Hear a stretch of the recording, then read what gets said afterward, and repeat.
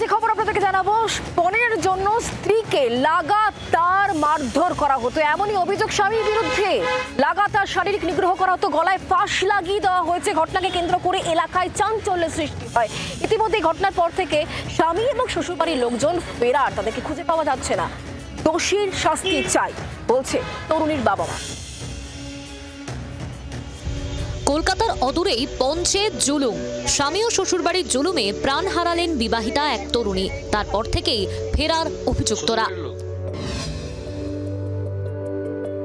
বেলঘরিয়া কলাবাগানের সুজিতদের সঙ্গে বছর দুয়েক আগে বিয়ে হয় সঙ্গীতা রাজভরের। অভিযোগ, বিয়ের পর থেকেই পণের জন্য চাপ দিচ্ছিলেন সুজিত ও তাঁর বাড়ির লোকজন।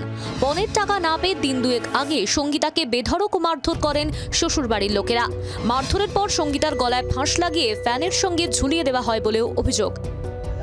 জানা গিয়েছে, পাড়া প্রতিবেশীরা সঙ্গীতাকে আশঙ্কাজনক অবস্থায় সাগর দত্ত মেডিকেলে নিয়ে গেলেও বাঁচানো যায়নি। ছেলেটা মেরে মারতো, না খাওয়ায় রাখতো। মেয়েটা এসে বলতো, মা আমি কি রান্না করছি, মা কিছুই করি না। হ্যাঁ, এর আগেও হতো, 2 বছর ধরে হয়েই যাচ্ছে। আমি কেউ রে কিছু বলতাম না। এমনিতে ঝগড়া হতোই, ওদের মধ্যে মারামারি হতো, ফাটিয়ে। হ্যাঁ, একে তো আগে মেরেছিল, বুঝেছেন, একদম মুখ টুক ফাটিয়ে দিয়েছিল। সেই সময় ছট পুজোর সময় আমি ছিলাম, তো সেটা আমি দেখেছি। সঙ্গীতার মৃত্যুর পর থেকেই এলাকা ছাড়া তার স্বামী ও শ্বশুরবাড়ির লোকজন। খুনের অভিযোগে তদন্ত শুরু করেছে বেলঘরিয়া থানার পুলিশ।